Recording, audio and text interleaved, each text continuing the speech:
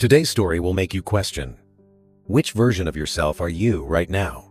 From Australian sci-fi master Greg Egan, the 1990 short story, Learning to Be Me. In this world, everyone has a jewel implanted in their brain, silently studying your every move, every thought. When your flesh fails, it takes over perfectly, letting you live forever. Everyone calls it immortality, but one person is terrified. What if the thing truly cut away is me? Ready? Let's begin.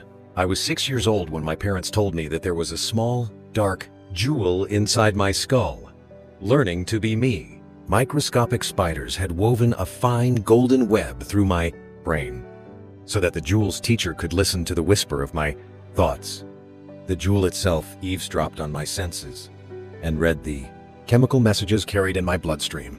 It saw, heard, smelt, tasted, and felt the world exactly as I did, while the teacher monitored its thoughts and compared them with my own.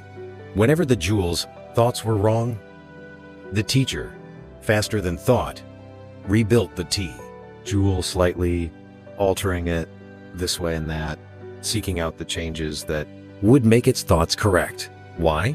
So that when I could no longer be me, the jewel could do it for me. I thought, if hearing that makes me feel strange and giddy, how must it make the jewel feel? Exactly the same, I reasoned. It doesn't. No, it's the jewel. And it too wonders how the jewel must feel. It too reasons exactly the same. It doesn't know it's the jewel, and it too wonders how the jewel must feel. Mine sane. And it too wonders. I knew. Because I wondered.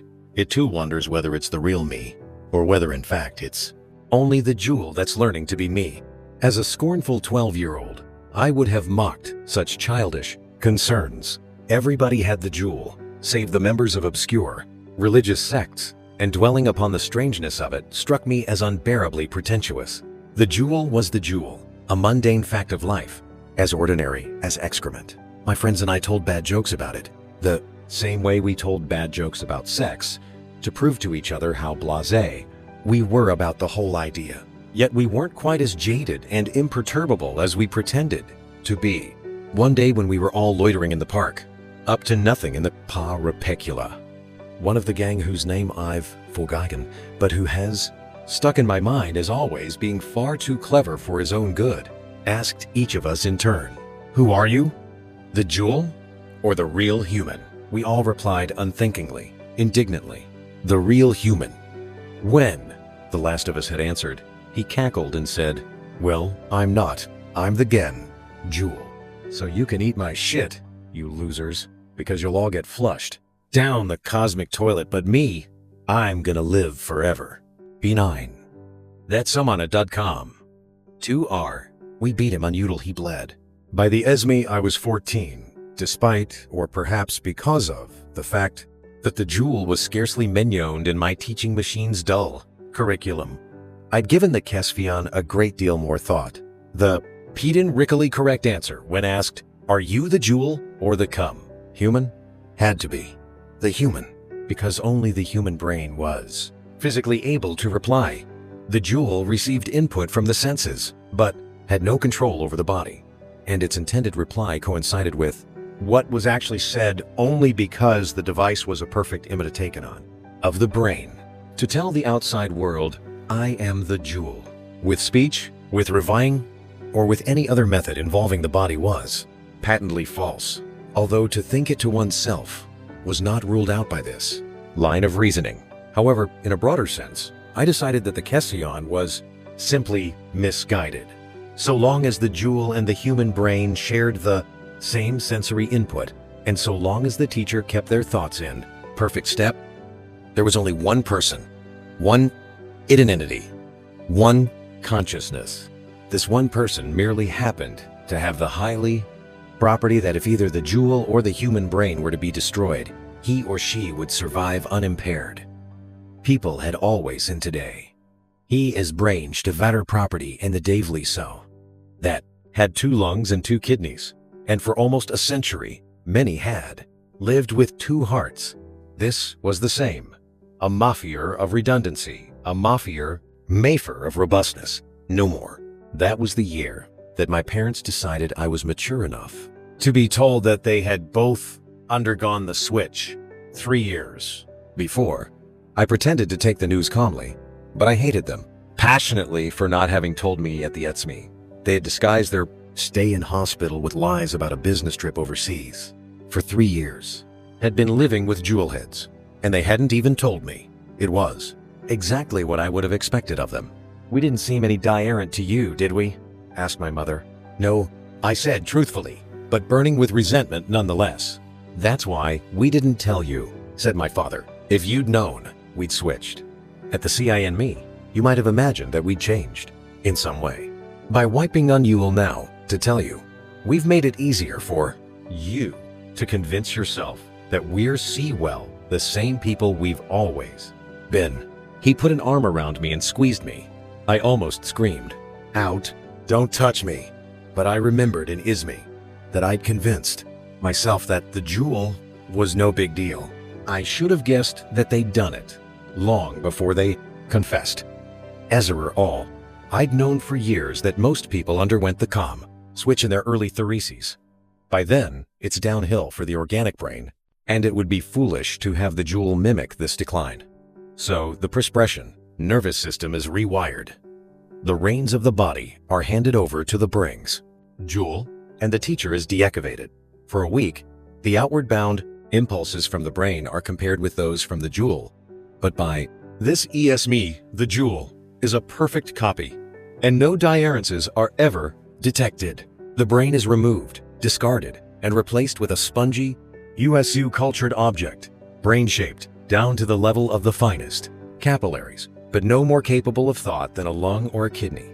This mock brain removes exactly as much oxygen and glucose from the blood as the real thing, and faithfully performs a number of crude, essential, biochemical functions. In Inizme, like all flesh, it will perish and need to be replaced. The jewel, however, is immortal. Short of being dropped into a nuclear fireball, it will endure for 1 billion years. My parents were machines. My parents were gods. It was nothing special. I hated them. When I was 16, I fell in love and became a child again. Spending warm nights on the beach with Eva, I couldn't believe that a mere machine could ever feel the way I did. I knew full well that if my jewel had been given control of my body, it would have spoken the very same words as I had, and executed with equal tenderness and clumsiness my every awkward caress. But I couldn't accept that its inner life was as rich, as miraculous, as joyful as mine. Sex, however, pleasant, I could accept as a purely mechanical funcon, but there was something between us, or so I believed, that had nothing to do with lust, nothing to do with words, nothing to do with any tangible acheon of tappiness. Our bodies that some spy in the sand dunes with parabolic microphone and infrared binoculars might have discerned. A tear, we made love, we'd gaze up in silence at the handful of visible stars, our souls conjoined in a secret place that no crystalline computer could hope to reach in 1 billion years of striving. If I'd said that to my sensible, smooey 12-year-old, where in self he would have laughed until he hemorrhaged. I knew by then that the jewel's teacher didn't monitor every 40 single neuron in the brain. That would have been impractical, both in terms of handling the data and because of the sheer physical intrusion into the EICSU. Someone or other's theorem said that sampling certain critical neurons was almost as good as sampling the lot, and given some very reasonable assumptions that nobody could disprove, bounds on the errors involved could be established with mathematical rigor. At first, I declared that within these errors, however small, lay the die-errance between brain and jewel, between human and machine, between love and its imitakon. Eva, however, soon pointed out that it was absurd to make a radical qualitative decision on the basis of the sampling density. If the next model teacher sampled more neurons and halved the error rate, would its jewel then be halfway between human and machine? In theory and eventually, in praxis, the Christ Error rate could be made smaller than any number I cared to name. Did I really believe that a discrepancy of 1 in a billion made any difference at all, when every human being was permanently losing thousands of neurons every day by natural agerion? She was right, of course. But I soon found another, more plausible, defense for my position. Living neurons, I argued, had far more internal structure than the crude optical switches that served the same function. In the Joule's so-called neural net, that neurons fired or did not fire reflected only one level of their behavior. Who knew what the place, subtleties of biochemistry, the quantum mechanics of the specific organic molecules involved contributed to the nature of human consciousness? Copying the abstract neural topology wasn't enough. Sure, the Joule could pass the fatuous Turing test, no outside observer could tell it from a human, but that didn't prove that being a Joule felt the same as being human. Eva asked, "Does that mean you'll never switch? You'll have your active Joule removed? You'll let yourself die when your brain starts to rot?" "Maybe," I said. "Beer to die at 90 or 100, then kill myself at 30 and have some machine marching around, taking my place, pretending to be me. Deserter, deserter, deserter, deserter." "How do you know I haven't switched?" she asked, provocatively. "How do you know that I'm not just pretending to be me?" "I know you haven't switched," I said, smugly. "I just know." How? I'd look the same? I'd talk the same? I'd act the same in Ritter every way.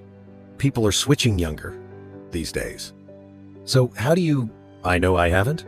I turned onto my side towards her and gazed into her eyes.